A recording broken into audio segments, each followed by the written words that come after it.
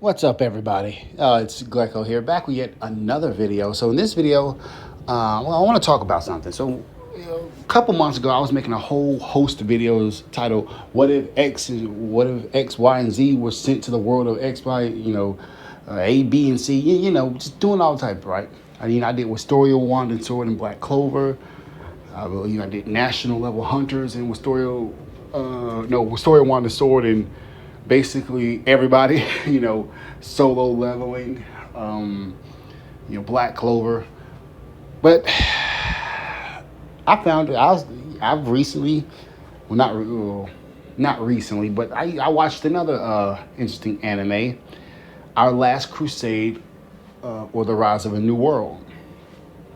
This is show basically, I did a review on it, so it's on my channel. But basically, in this world, there's this certain energy that appears out of nowhere. Certain humans get powers, others do not. The humans who got powers were persecuted and oppressed. They broke free, formed their own nation, and now it's an entire nation full of people with magical abilities. And they're at war with the regular humans. All right, boom. That's the basis of it, right? I wondered something. What if the entire, and the name of this country is called the Sovereignty, the Nebula Sovereignty. What if the entire Sovereignty Kingdom was sent to the world of Wistoria, Wand, and Sword? Now hold on. If you guys are wondering why it is I always send places to Wistoria, Wand, and Sword, send people and things there, way more than I do the other ones. That's because, in my opinion, Wistoria, Wand, and Sword has one of the most interesting political climates, shall we say, or feel just so. Okay, Mashley, Magic and Muscles, Black Clover, Wistoria, Wand, and Sword. All three of these are very similar in the sense that magic is everything in those worlds. However, Mashley,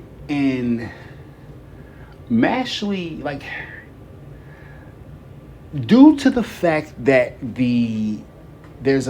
firstly, we know that people migrate from different worlds already in the world of the story Wand and Sword. See the elves, see the elves, and see the dwarves. And that because of the traits and the things that about those groups, they were treated vastly different by the humans of that group, and they all interact differently with each other. There's a very interesting dynamic there. Whereas Mashley, Magic and Muscles, and Black Clover, they're all pretty much human. Yeah, I know there are different races and stuff in Black Clover, but for the most part, they're all human. And also the world of Wistoria, Wand, and Sword is constantly under threat from from this dangerous force that's trying to destroy their planet and their world. Okay, on to the video. Sorry. So what if everybody, all Imperial, no, all astral mages, because there are a few mages scattered about in other kingdoms. Well, I know in the Empire, maybe in the other kingdoms, but so they all get sent. What happens? Well, this is where it really, really gets interesting, because I've been thinking about this for a while before I started to make the video. You would think, dude, they all have magic. They just integrate pretty seamlessly. Excuse my vocabulary. But you know what? I would have to disagree with you guys on that. If you harken back to this is an entire country, an entire kingdom going, so not just a big group or nothing. They would probably have to go that's a massive population.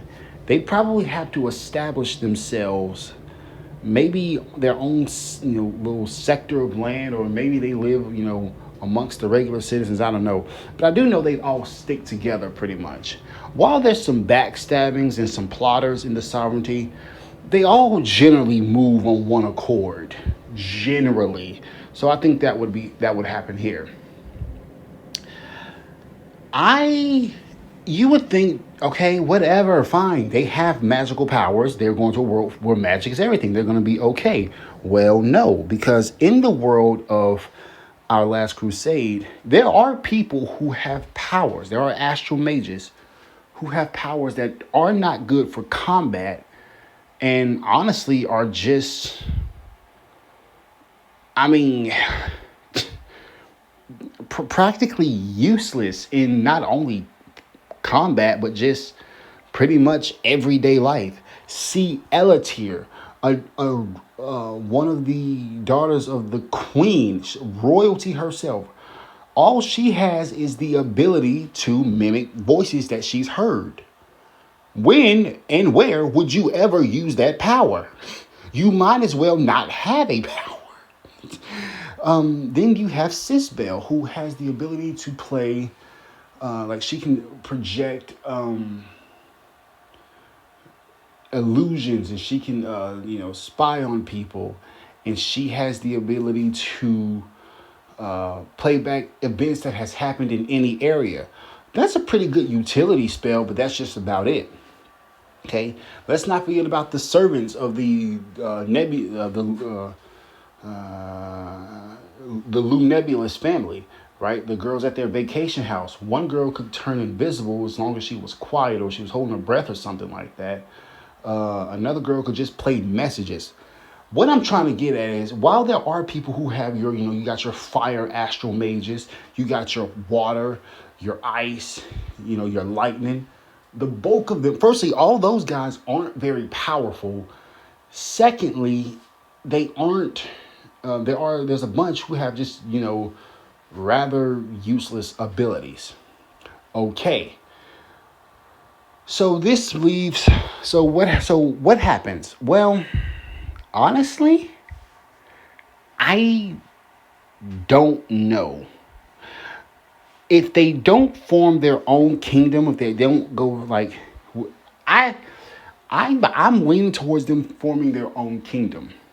But if they don't do that, I guess they try to integrate as best they could while also watching out for their people. Remember, they're still the royalty, the royal family of our last crusade.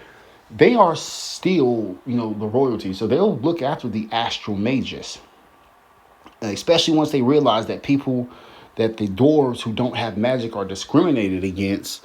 They're gonna be, the queen. I forget her name. Sorry, Alice. The masked lord. They're gonna be watching out for their compatriots. Okay. People like Kissing, Miss Berry, Alice, they will be okay. I want to say Alice could be a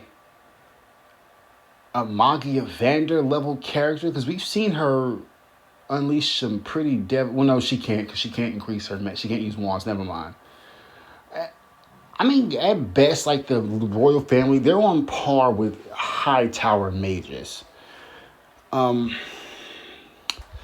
Yeah, I see them just forming their own country because the elves are arrogant, and the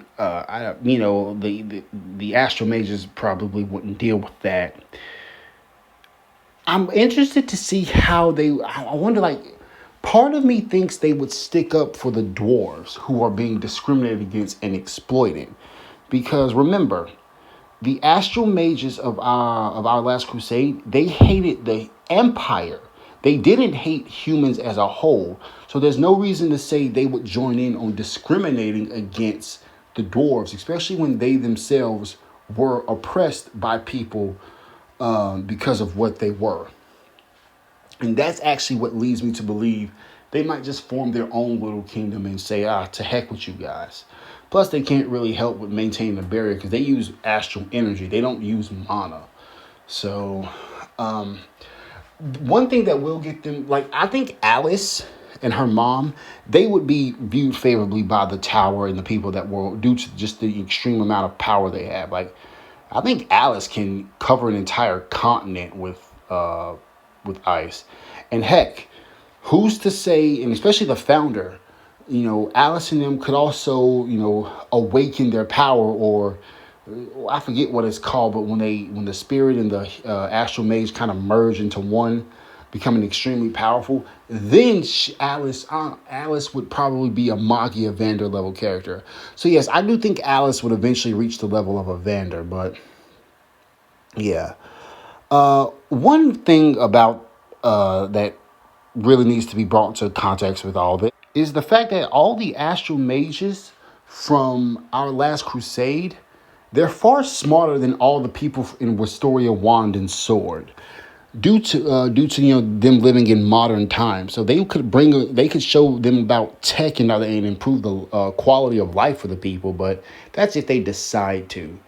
I don't really see them getting into conflict with anybody. If the mages and elves wouldn't mind the dwarves being there with no magic, they would. I don't think they would have a problem with the astral mages.